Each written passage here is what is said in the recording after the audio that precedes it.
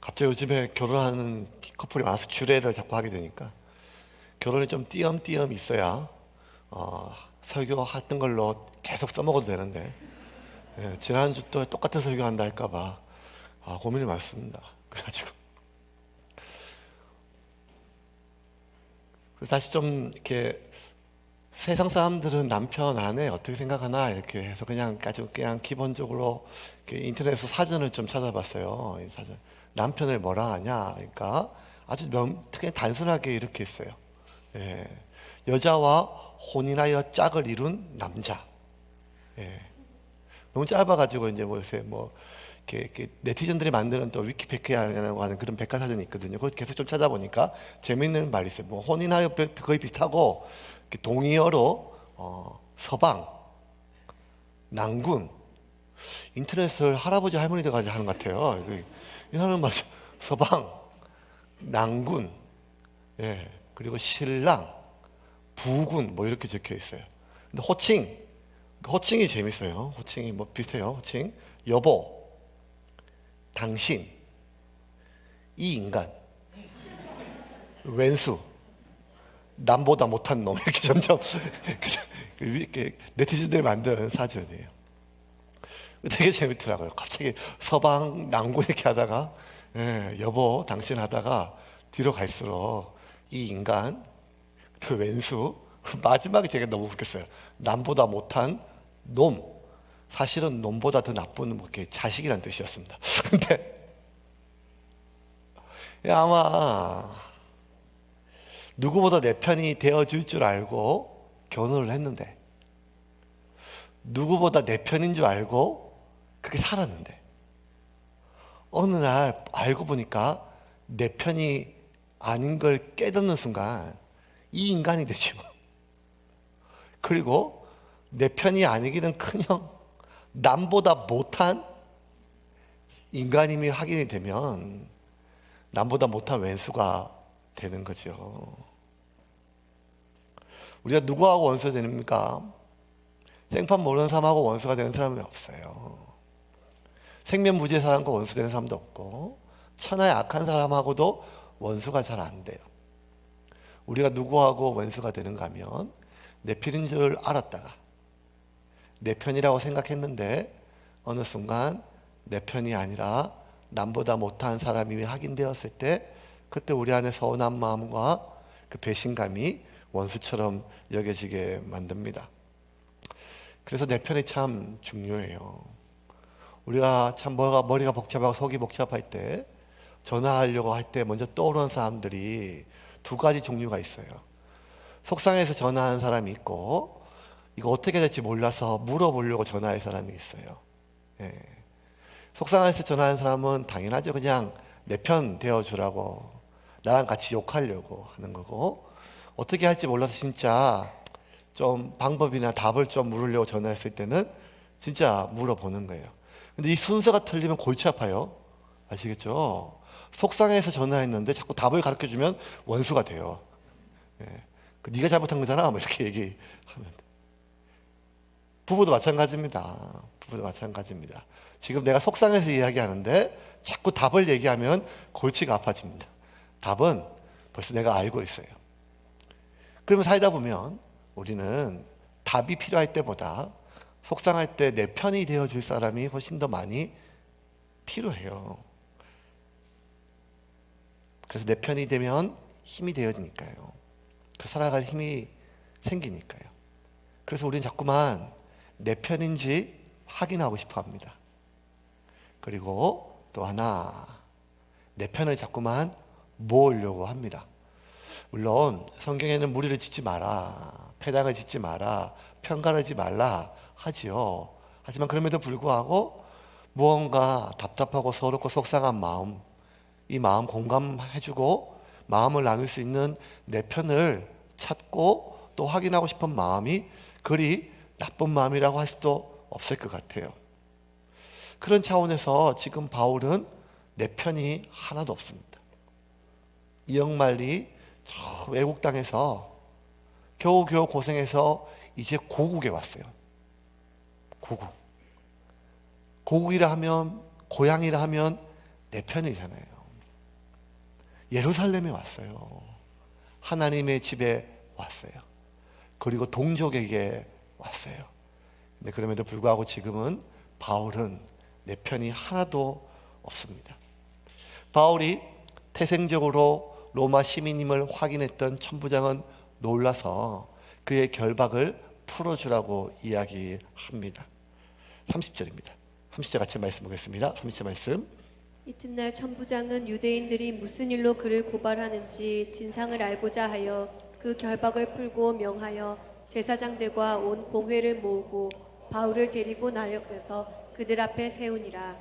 지난주까지 살펴본 것처럼 바울이 나면서부터 로마 시민권을 가지고 태어난 태생적 로마 시민임을 확인했던 모든 사람들이 놀랬고, 그리고 바울을 결박하고 매질에 동참했던 그 명령 라인에, 결제 라인에 있었던 다 사람들이 다 벌벌벌 떨었습니다.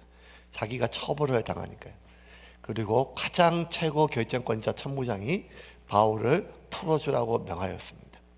여기서 풀어주라라고 하는 것은 지금 바울을 묶고 있는 포성줄을 풀어주란 말이 아니라 로마 시민이 확인되었으니 죄가 확정되기 전까지는 그는 자유인의 신분이므로 자유인으로 풀어준 거예요. 하지만 그렇다고 그냥 완전히 풀어줄 수는 없어요. 왜냐하면 예루살렘 전체가 뒤집힐 만큼 큰 소동을 일으킨 사람이기 때문에 자기 마음대로 함부로 풀어줄 수 없기 때문에 이 로마 제국의 사법권의 권위를 부여받은 사내들인 공회에 이 재판에 회부를 하였습니다. 사내들인 공회에 이 바울을 세우고 그 사내들인 공회에서 재판을 받게 하였어요. 이 사내들인 공회는 이 유대 땅의 최고 의결기관이에요. 물론 로마의 식민지였지만 로마 당국이 사법에 재판을 판사하고 판결하고 심지어 사형까지 언도할 수 있는 사법권을 사내들인 공회에 주었어요. 일종의 국회와 입법과 사법을 같이 하는데 행정은 아니에요. 왜냐하면 사형 집행은 로마 당국밖에 할 수가 없습니다. 어쨌든 상당히 큰, 유대인들에게 가장 큰 의결기관이었죠. 그곳에서 이제 재판을 받게 되는데 사내들인 공회에는 71명의 회원이 모여요. 누군가 하면 먼저 대제사장, 그리고 대제사장 가문의 아주 유력한 사람들, 귀족들이죠. 그리고 서기관들, 그리고 장로들, 유대 사회의 최고 엘리트들로 구성된 71명의 모여진 그런 입법과 사법에, 어째 사법권에 더 가까운 그런 회의 기관입니다. 물론 의장은 대제사장이 맡았죠. 그 앞에 섰는데 이제 지금 재판 받는데 여러분 죄수가 판사 앞에 그리고 그 국회의원들 앞에 서는 것이 보통 쉬운 일이 아니잖아요. 1절 한번 보겠습니다. 1절 말씀 같이 읽겠습니다. 1절입니다. 바울이 공회를 주목하여 이르되 여러분 형제들아 오늘까지 나는 범사의 양심을 따라 하나님을 섬겼노라 하거늘. 자, 주목하여, 똑바로 이렇게 주목하여 봤다. 아테니사스라고 한 단어인데, 아테니사스, 주목하다라고 번역된 단어는. 근데 이게 단순히 주목하는 정도가 아니라 하나하나를 오랫동안 응시하다는 뜻이에요. 예. 여러분 길 가다가 이렇게 오랫동안 보면 첫 마디가 눈가러 아니겠습니까?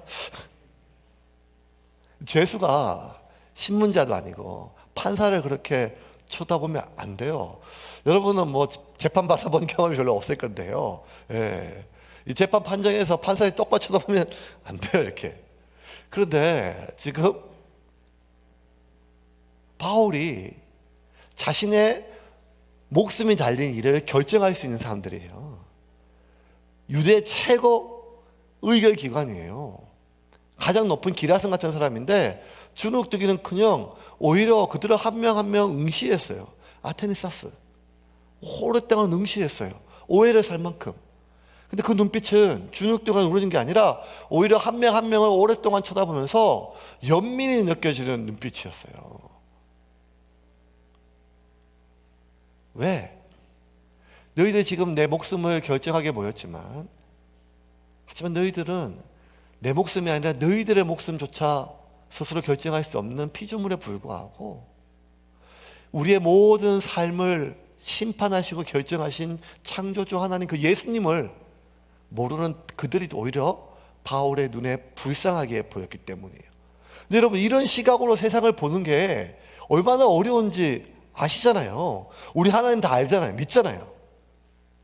그럼에도 불구하고 막상 세상에서 나의 중요한 손해와 이익과 연관된 사람을 만날 때, 아니면 나의 구속이나 아니면 정말 나의 삶에 중요한 무언가를 만날 때, 이렇게 그가 하나님을 모르고 오히려 하나님을 모르는 그를 불쌍히 여기는 마음으로 그렇게 바라보기는 상대방의 불쾌함을 느끼는 차원이 아니라 우리 벌써 그런 자세가 안 되는 거예요.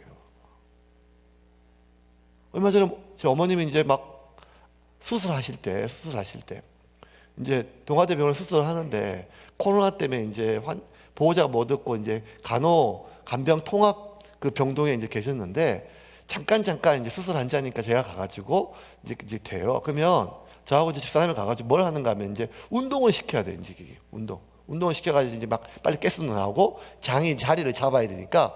근데 이제 어르신이 이제 90 다 됐고, 그러니까 수술하고 하니까 운동 안 하시려고 하는데 살살 이렇게 해가지고 막 한 바퀴만 한 걸음만 이렇게 하고 잠깐 이제 면회 시간 끝나면 나오면 간호사들한테 얼마나 부탁하는지 몰라요. 예, 한 번만 이렇게 해주세요. 좀 자주 해주세요. 그리고 이제 워낙 저희 어머님이 이제 순종적이지 않은 부분을 제가 아니까 더 부탁을 하는 거죠. 이렇게 조금 화내시고 해도 좀 해주세요. 그런데도 이제 갔다 와서 그 다음날 확인해 보면 운동을 별로 못 하셨어요. 그러다가 이제 아무리 부탁이 잘 안 돼요. 그래도 하는데 마치 이렇게 돌다가 내려오는데 아는 얼굴을 만났어요. 그러니까 전에 있던 교회 청년부에서 제가 이제 양육했던 그 청년인데 동아대 의사가 돼 있는 거예요. 그전에 몇 번 만났었는데 제가 까먹고 있었죠. 예. 그래서 너 무슨 과냐 하니까 하나도 도움이 안 되는 산부인과 의사래요. 내과하고 뭐 많잖아요. 수술하는 외과도 있고 다른데 하나도. 그 병동에 올 일이 없는 거예요. 산부인과 의사가 그 외과 수술 병동에 왜 오겠어요? 예. 그래가지고 목사님 웬일이세요? 사정을 얘기했죠. 그래서 걱정했다. 어머니 운동을 해야 되는데 운동을 못 시키고 지금 간호사들도 잘 뭐 바쁘니까 그렇게 하니까. 그래서 그냥 목사님 제가 한번 가볼게요. 그래서 한번 꼭 가봐라. 간호사들한테 얼굴만 비춰도 그냥 그렇게 좀 도움이 안 되겠냐. 그래서 가봐라 했더니만 그 다음날 제가 가니까요. 깜짝 놀란 거예요. 간호사들이 총동원 돼가지고 어머니를 이렇게 하는 거예요. 그 뭔 일이 있었나 보니까 저는 가서 그 내가 아는 목사님 엄마다 그것만 밝혀주기를 바랬거든요. 예. 그러면 안 되는데 그냥 그렇게 청탁을 했습니다, 제가. 근데 이 친구가 직접 어머니를 모시고 운동을 계속 시켰던 거예요. 콜이 오면 또 갔다가 또 운동을 시키고. 간호사들이 기겁을 하잖아요. 선생님 이러면 안 돼. 저희가 할게 하니까 제가 하고 싶어서 그래요. 그 누구신데요? 정말 소중한 분입니다. 이렇게 하면서. 와, 그걸 들으니까 너무너무 감동이 되는 거예요. 고맙기도 하고. 간호사들이 벌써 어머님을 대하는 게 아니라 저를 대할 때 벌써 깍두기로 이렇게 폴더서 도대체 이사장 아들인가? 뭐 이렇게 하면서 그 정도 아니었지만 어쨌든 그 정도로 느껴질 정도로 얼마나 고맙던지요. 그걸 아는 게요. 너무너무 고마워서 제가 어머니 퇴원하는 날 어머니한테 들어왔던 빵 하나 주고 왔습니다. 근데 여러분 병원에 가보사 하신 분이 알겠지만 병원에서요 간호사라도 의사라도 하나 아는 게 얼마나 큰 힘이 되는지 몰라요. 어떤 제가 재판이나 조사에 연루되면 경찰 하나 검사 하나 아는 게 얼마나 큰 도움이 되는지 몰라요. 그리고 그 앞에 심지어 내가 진짜 2년 3년 동안 준비한 직장에서 면접을 봐요. 2년 3년 4년 준비했어요. 그러면 그 면접관 앞에서 어떤 말을 해야 돼요? 내가 하고 싶은 말, 내가 할 수 있는 말이 아니잖아요. 상대가 원하는 말, 상대가 듣고 싶은 말 그거 찾아가지고 막 머리를 굴려서 해야 되잖아요. 왜냐하면 지난 3년 아니 앞으로 나의 20년 30년 삶의 질이 결정되어 있으니까요. 그 사람이 면접관이라면 그렇고 그 사람이 재판관이라면 내 생명이 걸려있고 내 가족의 안위가 걸려있는 일이잖아요. 근데 지금 바울은 재판관 앞에 기라성 같은 사람 앞에 자신의 생명의 판결이 걸린 사람 앞에 그들을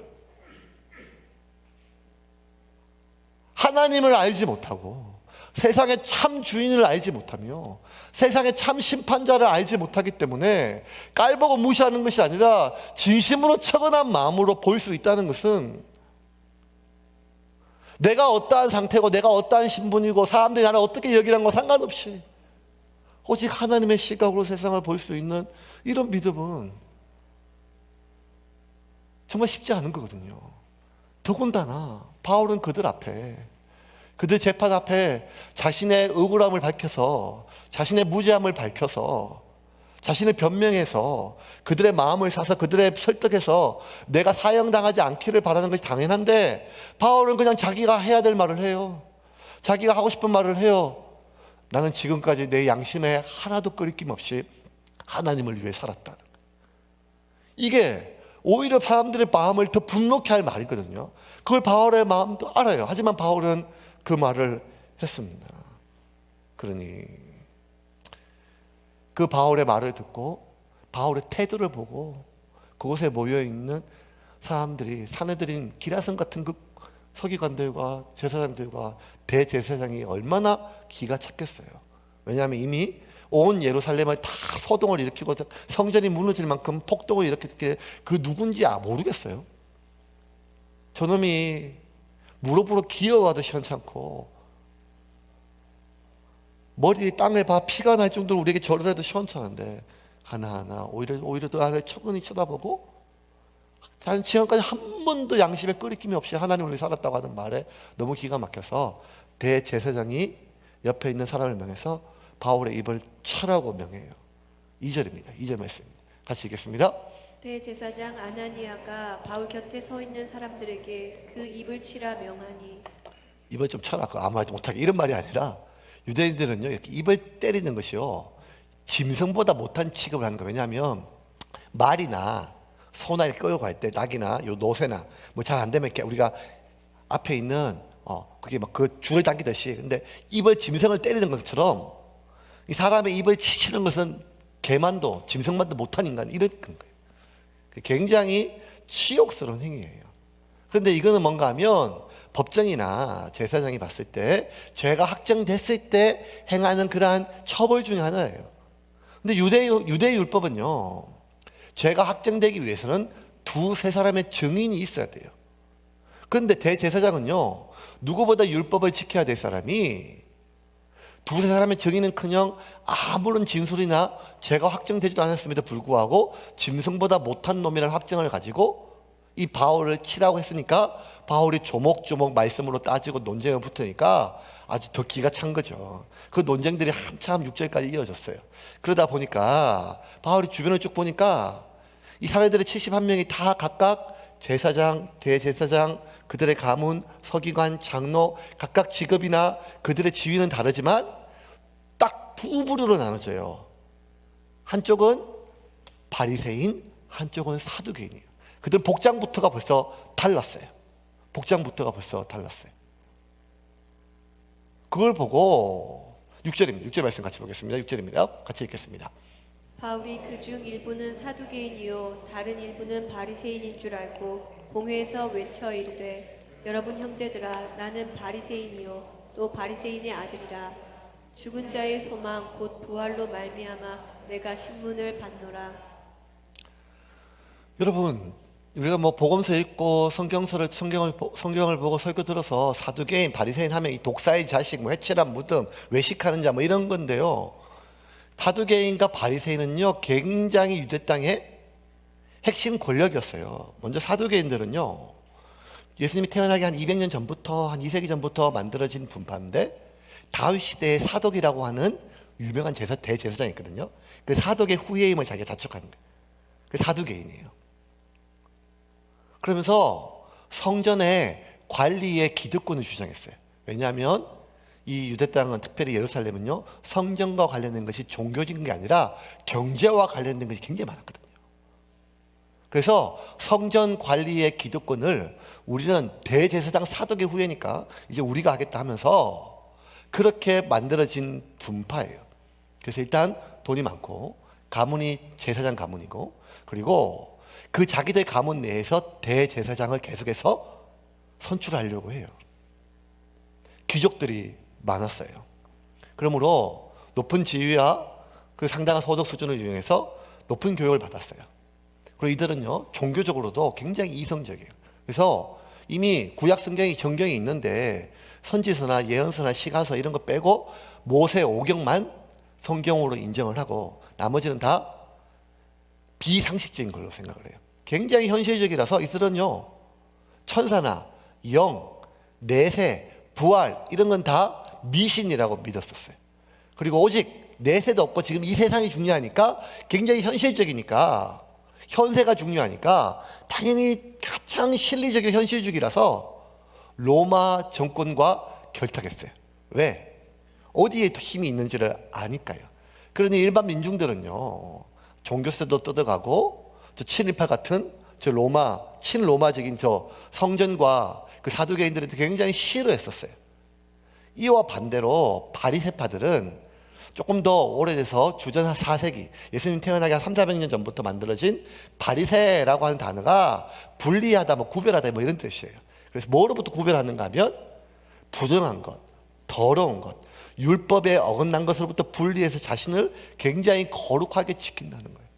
그리고 무엇보다 어디에 가장 방점이 있는가 하면 저 타락하고 범죄한 성전을 장악했던 대제사장 무리들과 성전을 지켜야겠다, 저것들로부터 쫓아내서 대립각을 형성하고 성경을 문자 하나도 틀림없이 믿는, 그래서 모세오경뿐만 아니라 선지서 예언서를 다 받아들이고 성경에 나와 있는 죽은 자의 부활, 내세, 천사, 영 이런 것들을 하나하나 다 믿는 거예요. 그리고 무엇보다 이 민중의 편에 서서 삶 가운데, 생활 가운데 말씀의 실천을 중요시하고 굉장히 검소하고 거룩하게 살았어요. 그러니까 여러분, 기존에 지금 우리가 바리새인은 외식하고 막 그냥 독사의 자식 이런 이미지가 아니라, 바리새인들은요 아마 지금 계시면 계시님이라고 벌써 제 말에 굉장히 존경받고 서민적이고 친서민적이고 실천적인 어떤 그런 신학자들이었어요. 경건하고. 더군다나 저 로마 정권의 빌부터 사는 사두개인들과 대립해서 민족의 독립을 추구하는 어떤 그런 사람이었겠어요. 이 바리새인들이요 굉장히 대다수의 백성들은 바리새인파를 지지했어요. 근데 지금 그 바리새파들의 많은 사람들 서기관이 되어가지고, 체가 올라갈수록 서기관이니까 지금 사내들인 공회의 한쪽을 지금 차지하고 있는 거예요. 바울이 보니까 지금 사두개인과 바리새인이 있는 거예요. 그래서 자기가 바리새인 중에 바리새인임을 밝혀요. 나 바리새인이다. 그리고 나 바리새인의 아들이다. 오늘을 보면 바리새인의 아들이 아니라 바리새인들의 아들이다. 복수예요. 이 말은 뭔가 하면 내 아버지도 내 할아버지도 그 위에도 바리새인이라는 뜻이. 나 가말리엘에서 배웠다. 나 천사도 믿고 영도 믿는다. 부활도 믿는다. 그 결정적 한방. 나 부활을 주장하다가 신문당하고 있다. 그러니까 갑자기 난리가 벌어진 거예요. 그 전까지만 해도 바울에 대해서는요, 예수님처럼 다 죽여야 된다고 사두개인과 바리새인들이 합력해가지고 생각하고 있다가, 이 바울이 나 바리새인이라 하니까 그 전까지 바울을 죽이려고 소리치고 몸부림치던 바리새인들이 갑자기 태도를 바뀌었어요. 왜? 자기하고 같은 편이니까요. 우리 7절부터 9절입니다. 같이 보겠습니다. 그 말을 한즉 바리새인과 사두개인 사이에 다툼이 생겨 무리가 나누어지니, 이는 사두개인은 부활도 없고 천사도 없고 영도 없다 하고 바리새인은 다 있다 함이라. 크게 떠들새 바리새인 편에서 몇 서기관이 일어나 다투어 이르되, 우리가 이 사람을 보니 악한 것이 없도다. 혹 영이나 혹 천사가 그에게 말하였으면 어찌하겠느냐 하여. 그러니까요, 참 뭐 사실 뭐 이런 게 우리가 많이 보죠. 막 그렇게 뭐 토론이나 아니면 뭐 그 회의 중간에 막 싸우다가도 옆에서 쿡 찔러가지고, 어이 고만 있어, 저 사람 충청도요. 그러면 같이 아멘. 고향 사람이요. 우리 교회 다녀. 지금 중요한 거는 그가 누구인지, 그가 어떤 일을 했는지, 그가 어떤 사람이 아니라 우리 편인지가 아닌가가 중요한데요. 왜냐하면 지금 바리새파와 사두개인들은 종교와 신학과 삶과 특별히 정치적으로 판이하게 대립하고 계속 논쟁하고 싸웠으니까요.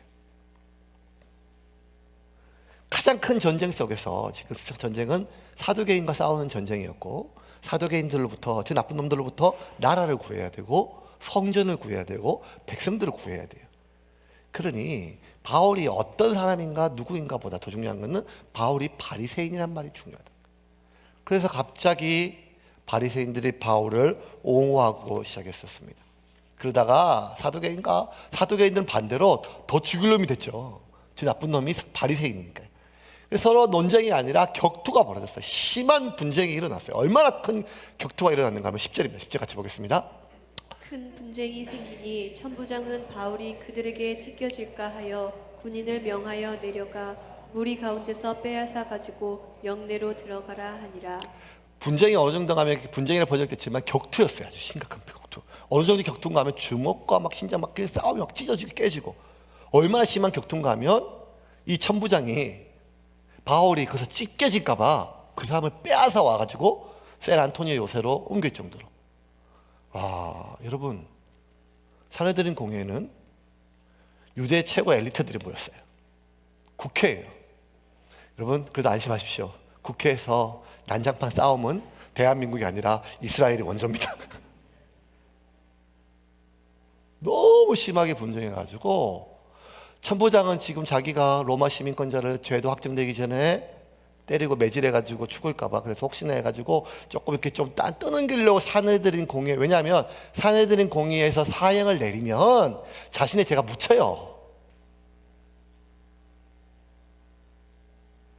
그러면 어차피 로마 시민권이라도 죽일 놈이니까. 그래서 좀 떠넘기려고 넘겼는데 지들끼리 싸워가지고 난리가 벌어지니까 빨리 로마 시민을 죄도 없이 결박하고 매질한 것도 죽은데, 로마 시민이 죄도 확정되기 전에 죽어버리면 이제 자기 끝장인 거예요. 그래가지고 바울을 빼앗아가지고 샌 안토니오 요새로 다시 데려갑니다. 그날 밤에 바울이 그 샌 안토니오 요새 그 지하에 어두컴컴한 방에 홀로 있으면서 어떤 생각을 했을까요? 야, 이제 게임은 바뀌었다. 유대 땅 최고 민중들이 지지를 받는 바리새인들이 나를 자기 편으로 알고 나를 지지해 주니까 이제 나는 죽일 수는 없을 거다 하고 편안하게 잤었을까요? 마치 감옥에 갇힌 베드로가 내일 자기가 참수형을 당함에도 불구하고 아무런 걱정 없이 감옥에서 쿨쿨 잤던 것처럼 바울 역시, 야, 바리새인들이 나를 지켜줄 거다, 내 편이다, 진짜 큰 편이 생겼다, 내가 기대를 언덕이 생겼다 하고 편안하게 쉬었을까요? 성경을 아무리 봐도 바울은 지금 바리새인들에게 바리새인들이 자기 편이 되어주고 자기를 지키고 보호한 것에 대해서 아무런 감정이 느껴지지 않아요. 왜?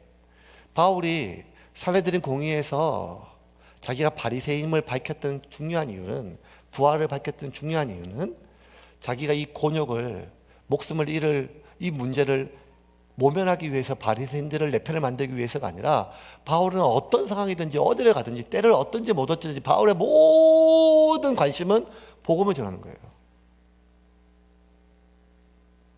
바울은 이 사람들에게 부활을 전하고 싶었어요. 특별히 바리새인들에게.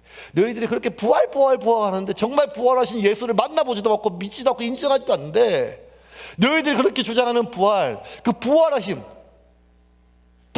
예수 그리스도가 있다는 것을, 예수 그리스도의 부활을 좀 알려주고 싶어서 얘기했는데, 바리새인들은 그 예수 그리스도의 부활이 아니라 자신들의 분파 이익을 위해서 바울의 편이 되어 줬던 거죠.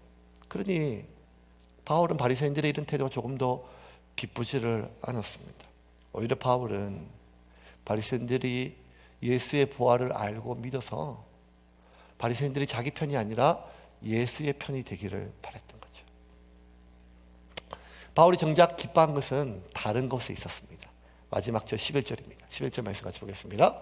그날 밤에 주께서 바울 곁에 서서 이르시되 담대하라, 내가 예루살렘에서 나의 일을 증언한 것 같이 로마에서도 증언하여라 하리라 하시니라. 여러분, 그날 밤에 주께서 바울 곁에 서서 담대하라, 네가 예루살렘에 산 것처럼 로마에도 그렇게 가서 전하여야 하리라. 바울은 늘 성령의 임재 속에 말씀 안에 살았지만 직접 그렇게 주님이 내 옆에 서서 나를 바라보시고 말씀하시는 경험은 다메섹 이후로 별로 없었어요. 단 한 번 예루살렘에 기도했을 때 주님의 음성이 들렸을 뿐이에요. 주님의 음성이. 근데 옆에 곁에 서서 라고 하는 말은 음성이 아니라 실제로 바울이 눈에 보일 수 있도록 다메섹에서도 음성만 불렸거든요. 바울의 옆에 있어가 아니라 바울의 곁에 서서 바울이 얼마나 감격이었겠어요. 내 옆에 서서, 내 곁에 서서, 내 옆에서 나와 함께. 바울아, 걱정하지 마라. 내가 네 편이다. 담대해라. 네가 예루살렘에서 복음을 전한 것처럼 로마에서 살아서 복음을 전해야 할 것이다. 그때까지 내가 너를 지켜줄게. 그때까지 지켜줄게. 이 말에 바울이 얼마나 위안이 됐을까요? 기뻤을까요? 여러분, 우리가 진짜 사방의 우겨 싸움을 당하는 것처럼 내 힘으로, 내 능력으로 감당할 수 없는 그런 문제와 상황 속에서 아무리 기도해도 답답하고 힘들고 어려운데, 그때 내 눈이 열려가지고 나를 둘러싸고 있는 주님의 손이 보이기 시작하면 그게 얼마나 우리에게 큰 위로가 되겠어요. 열왕기하 6장에 보면 엘리사가 자꾸만 이 아람 나라 군대가 쳐들어오고 군대 여러 가지 이스라엘 왕을 죽이려고 하는 아람 왕의 계략들을 다 알고 다 막으니까 왕이 큰 군사를 엘리사를 죽이기 위해서 보냈어요. 그 성에 몇 겹으로 성을 둘러쌌어요. 아침에 일어나가지고 눈을 붙어서 보니까 게하시가 아주 그냥 천지가 개벽한 거야. 수많은 아람의 군대와 그 다음에 병거들과 말이 성을 둘러싸니까 죽게 됐어요. 깜짝 없어 죽게 됐어요. 벌벌벌 떨으니까 엘리사가 뭐라고 얘기하는가 하면, 걱정하지 마라. 더 큰 하나님의 손이 우리를 지킨다. 더 큰 천국과 천사가 우리를 부시킨데도 뭔 소리 하냐고. 지금 한 명도 안 보이고 지금 우리 군사는 다 아람 군대인데. 그때 엘리사가 어떻게 했는가 하면 기도하기를, 하나님 천군과 천사를 보내주세요가 아니라, 하나님 이 게하시의 눈을 열어 보게 하십시오. 한번 볼까요? 왕하 6장 15절부터 17절입니다. 같이 읽겠습니다. 하나님의 사람의 사환이 일찍이 일어나서 나가보니 군사와 말과 병거가 성읍을 에워쌌는지라. 그의 사환이 엘리사에게 말하되, 아, 내 주여, 우리가 어찌하리까 하니, 대답하되 두려워하지 말라. 우리와 함께한 자가 그들과 함께한 자보다 많으니라 하고, 기도하여 이르되, 여호와여, 원하건대 그의 눈을 열어서 보게 하옵소서 하니, 여호와께서 그 청년의 눈을 여심해 그가 보니 불말과 불병거가 산에 가득하여 엘리사를 둘렀더라. 똑같은 상황인데 한 사람은 평안하고 한 사람은 두려움에 떨어요. 차이가 뭐죠? 믿음의 문제이죠. 근데 믿음의 문제 가장 구체적으로 어떤 차이인가 하면 눈의 문제예요. 예.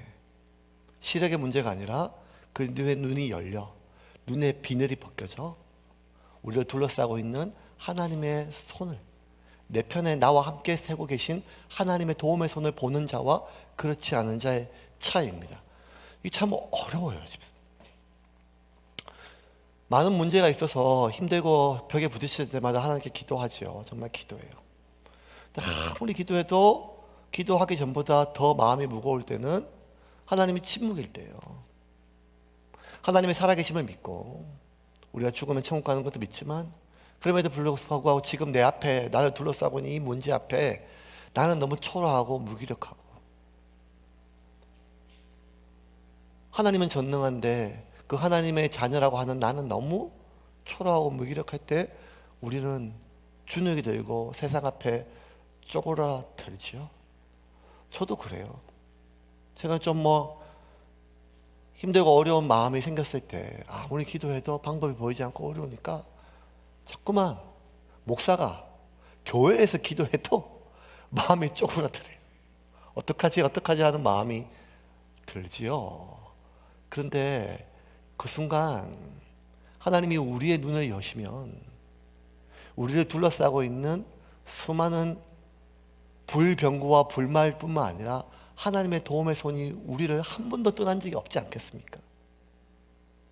우리가 많이 기도해서 하나님의 손이 하늘에서 내려오는 게 아니라, 하나님의 손은 나를 한 번도 떠난 적이 없는 게 아니라 그 하나님이 영으로 성령이 내 안에 함께 계시거든요. 불병구와 불말이 아니라 바울 곁에 서신 하나님처럼 곁에 서신 것이 아니라 그 하나님이 영으로 내 안에 나와 함께 계시거든요. 우리가 기도를 많이 하면 하늘에 소리 내려오는 게 아니고, 우리가 기도를 많이 하면 하나님이 천사를 보내주는 게 아니고, 우리가 하나님께 간절히 매달리면 하나님이 까마귀를 보내는 정도가 아니라, 하나님 그분이 지금 내 옆에 내 안에 지금 있어요. 단 우리의 눈이 어두워서 보이지 않는 거죠. 느껴지지 않는 거죠. 왜? 예수님이 배 타고 있어도 파도가 너무 크면 우리와 함께 계신 예수님이 보이지 않는 것처럼. 예수님 주무시고 잠잠하시고 아무것도 모르는 것처럼 느껴지는 거니까. 어쩌면 그게 인간의 믿음을 가지고 있지만 믿음으로 살지 못하는 우리의 연약함이 아니겠습니까? 만약 우리가 기도하고 하나님 말씀을 의지해서 눈의 비늘이 벗겨져 삶의 순간순간마다 나와 함께 하시는 하나님을 보고 확신할 수가 있다면, 스데반처럼 나를 죽이는 돌이 날라오는 상황 속에서도 천사의 얼굴로 세상을 바라볼 수 있는 것이 아니겠습니까? 그러면 저는 오늘도 이렇게 기도해요. 하나님, 오늘 예배 가운데 우리 성도들의 눈이 열리게 하여 주시옵소서. 오늘 말씀을 통하여 우리의 눈에 그 비늘처럼 염려와 걱정과 불안으로 두려움으로 몇 갑절 내 영안을 가리고 있는 그 눈의 비늘이 깨끗하게 하여 주셔서 하나님을 보게 하시고 하나님을 듣게 하시며 하나님을 만지게 해 주십시오. 이게 제 기도였어요. 하나님이 내 편임을 확인하는 순간, 그 어떤 의사보다 어떤 판사보다 그 누구보다 하나님이 내 편임을 확인하는 순간 우리는 하나님의 시각으로 세상을 볼 수 있고 세상이 감당할 수 없는 믿음의 사람이 되는 거죠. 그래서 주님이 바울에게, 바울아, 바울 곁에 서서 바울에게 얘기해요. 담대해라. 내가 네 옆에 있다. 오늘 이 시간 하나님이 내 옆에 계심을, 내 편이심을 확인하는 여러분의 되기를 주님의 이름으로 축원합니다. 이제 말씀을 좀 정리하겠습니다. 신기한 게 또 있어요. 그게 뭔가 하면 하나님이 내 옆에서 그렇게 얘기했잖아요. 그러면 당연히 바울의 인생에도 몇 번 없는 경험이에요. 다메섹에서도 주님의 음성만 봤으니까요. 그러면 바울이 감동하여, 바울의 기쁨이 충만하여, 바울이 즐거워. 아니, 빌립보 감옥에서는 예수님이나 음성도 한 번도 안 들려도 밤새도록 찬송했던 바울이잖아요. 근데 주님이 직접 찾아오셔가지고 내 앞에 말씀해주고 했는데도 바울이 막 그 흥분이나 기쁨이 하나도 안 느껴져요. 왜 그랬을까요? 바울이 정말 궁금한 거는 하나님이 내 편인가가 아니었던 거예요. 바울이 정말 궁금한 건 뭐였는가 하면 내가 하나님 편인가였어요.